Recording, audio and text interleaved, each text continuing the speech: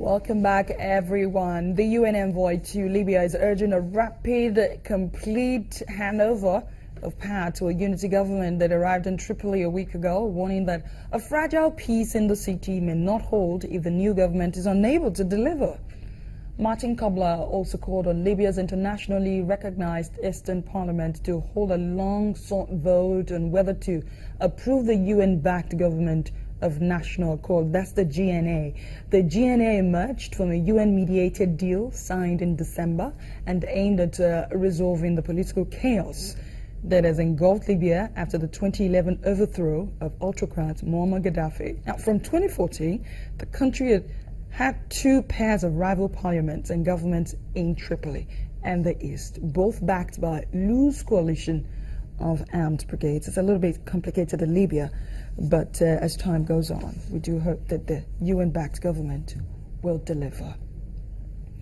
Finally, on the program today, African women in film recently gathered in Burkina Faso for the Festival of African Women in Film, an event seeking to boost their participation in film and give them a platform to tell their stories.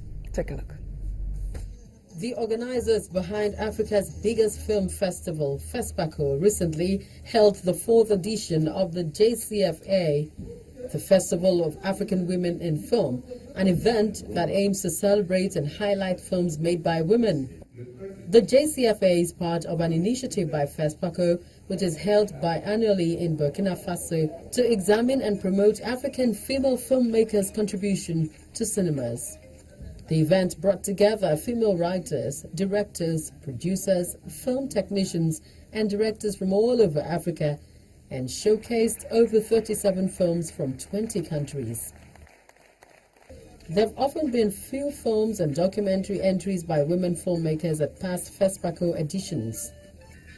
Burkinabe filmmaker Habibu Zungrana says there needs to be more women involved in filmmaking, especially behind the scenes. Filmmaking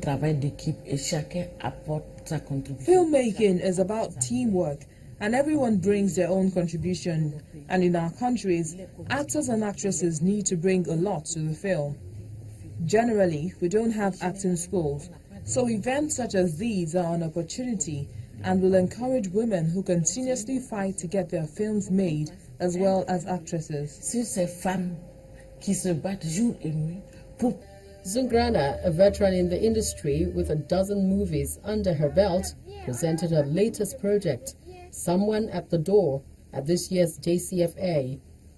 The movie examines pertinent social issues within Burkinabe society, especially the growing gap between the rich and the poor. Despite challenges with access to funding, Zungrana hopes more women will be given platform to tell their own stories in a manner that honors them.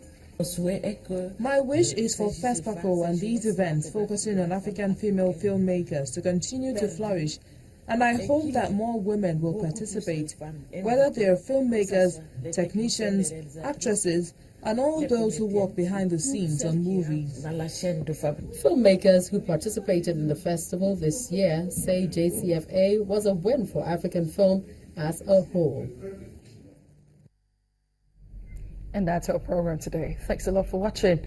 I'm Adeshewa Josh. I'll see you again.